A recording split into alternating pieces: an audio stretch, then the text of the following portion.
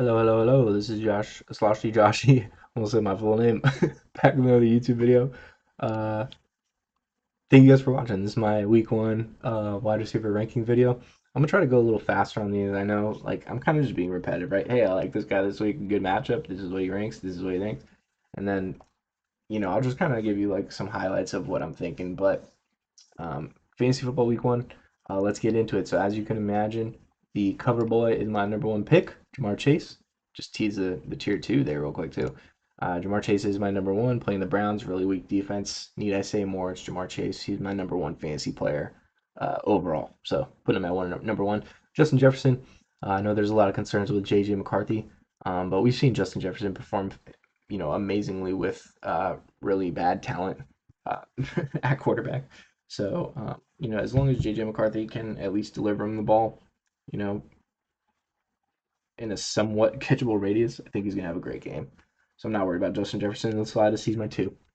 CeeDee Lamb playing the Eagles on Thursday. So it is a tough matchup, but I do think CeeDee is going to get a ton of volume, especially with the how bad the Cowboys defense is. I feel like the Eagles are going to score a bunch of points. So the game script is very favorable for CeeDee playing some catch up ball. I think he's going to get a lot of work through the air.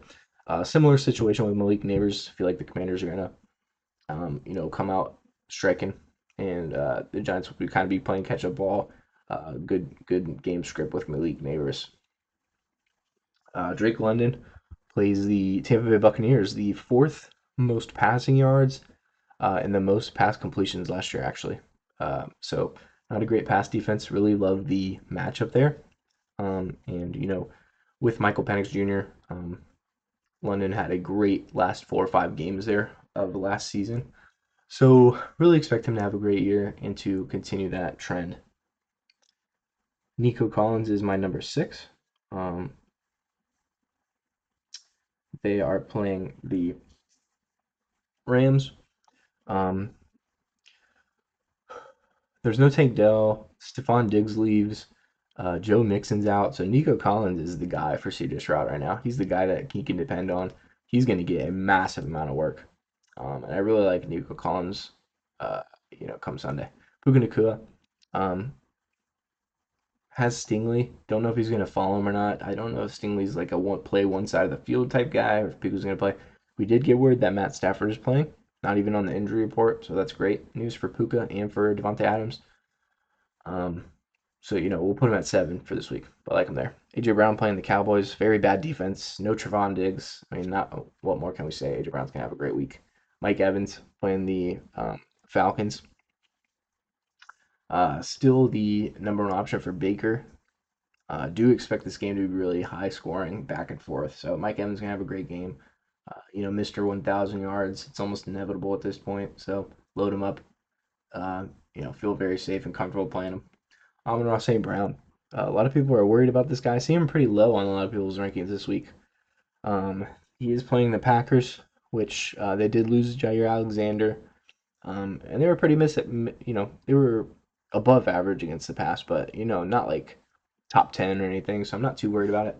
I think a lot of people are a little uncertain with the role he's going to play in this new offensive scheme behind the new offensive coordinator. But I mean, he's still the guy. He's still the wide receiver one for sure, and there's no question about that. He's the most talented wide receiver on the roster, so I expect him to get a ton of work still.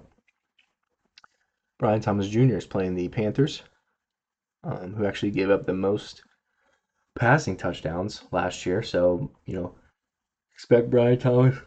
Ooh, sorry, on there. Expect Brian Thomas Jr. to find the end zone against Carolina, as well as put up some big plays. So like him at 11. T. Higgins, same kind of thing as Jamar Chase. Good matchup against the Browns should benefit from Denzel Ward probably following Jamar Chase, and T. Higgins going to eat. So like him to wrap up the wide receiver one tier, top 12 wide receivers right there. There they are. Moving on to 13, Jackson Smith and Jigba. It'd be interesting to see who Darnold favors. I saw something about him and Cooper Kupp having good, chemistry, but I think Jackson Smith and Jigba is the guy. I think he takes a big leap this year. Love him at 13. Lat McConkey at 14. Kind of the same deal. I think he's going to take a jump this year. Chargers were playing the Chiefs, so probably going to have Chargers aren't going to be able to just kind of run the ball all over the Chiefs, right? They have a good defense. That's what the Chargers like to do. But I think the Chargers are going to be able to be forced to pass in this one to keep up with the Chiefs. So, like Lad on a good game script this weekend. Tyreek Hill uh, against the Colts. Really bad defense. So, like Tyreek Hill here. Don't overthink it. He's still Tyreek Hill. He's still a good player.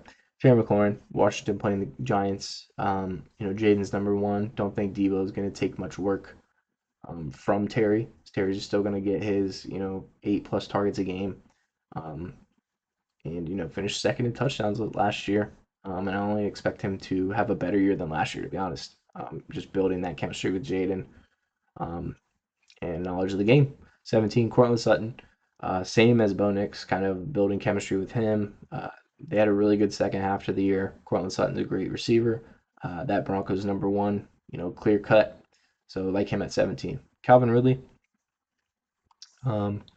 This is more of a positive game script move for him. He's going to play Patrick Surtain, so do with that what you will if that does scare you.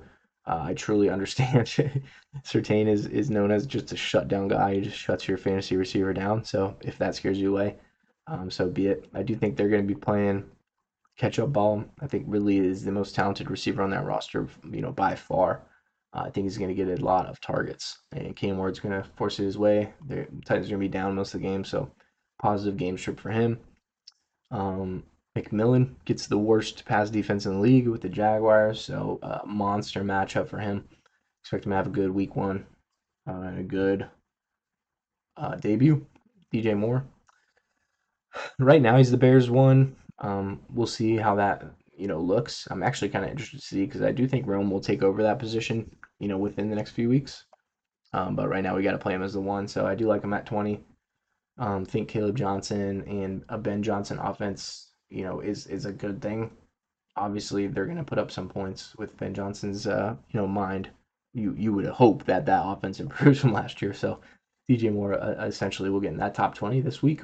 Devonta Adams, 21, right outside. But Matt Stafford playing, like I said, kind of with Puka. Texans defense, not an easy matchup by any means, but I do think it's going to be high scoring back and forth. Xavier Worthy at 22. No Rashid Rice obviously gives him a bump here.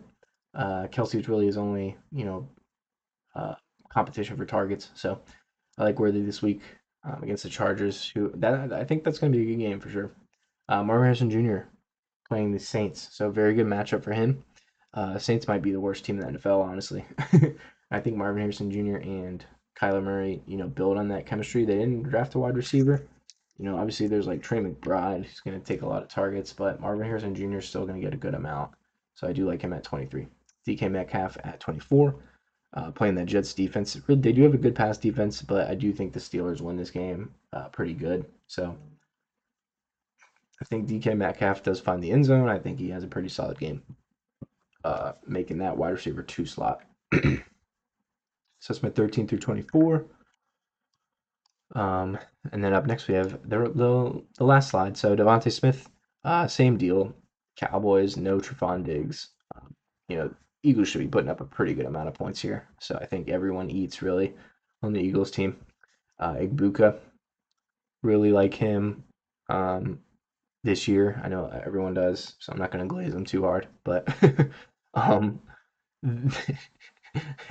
Falcons don't have a great defense. I think this is going to be a high-scoring one. I think Godwin is questionable right now as I'm making this video, so if he doesn't play, then I like Igbuka even more. He probably jumps up the list a little. No McMillan, obviously, on the IR. So I like him to be a wide receiver, too, in Tampa this year.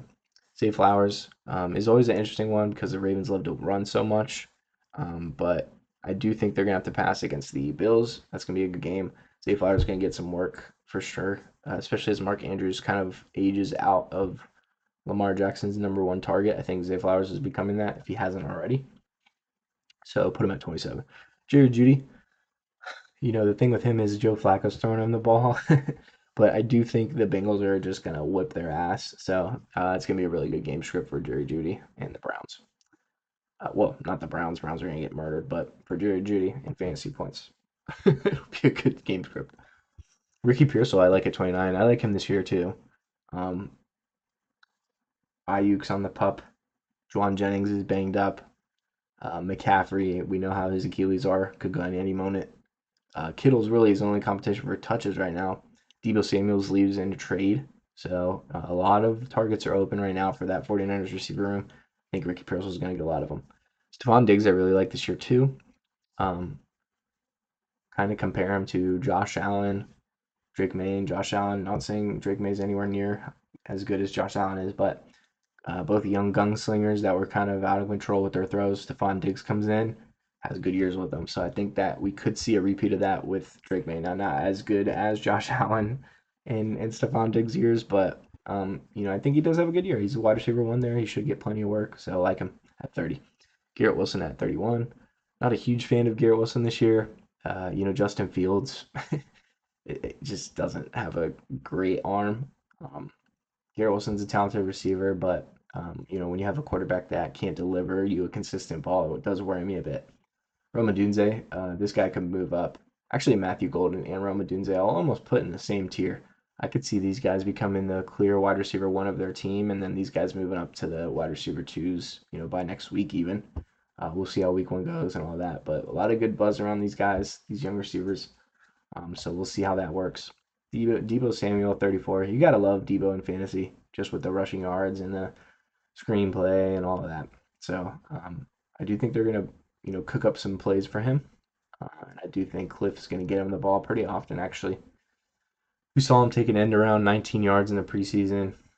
Some stuff like that will just all adds up point wise. So love Deebo in fantasy. Definitely comfortable for starting with the flex this week. Jalen Waddle flex play. Has a really good matchup against the Colts, but I've never been a Waddle fan. He always seems to get like 3 to 5 catches, and really he only has a good week if he breaks one long. And I could be way off on that, but that's just in my experience. That's how he always plays. So I don't know. Could be wrong, but whatever. Khalil Shakir Bills playing the Ravens on Sunday night. Ravens actually had the second worst pass defense last year, second most yards allowed. So do you think Khalil Shakir is going to get a lot of PPR work, a lot of receptions, a lot of yards?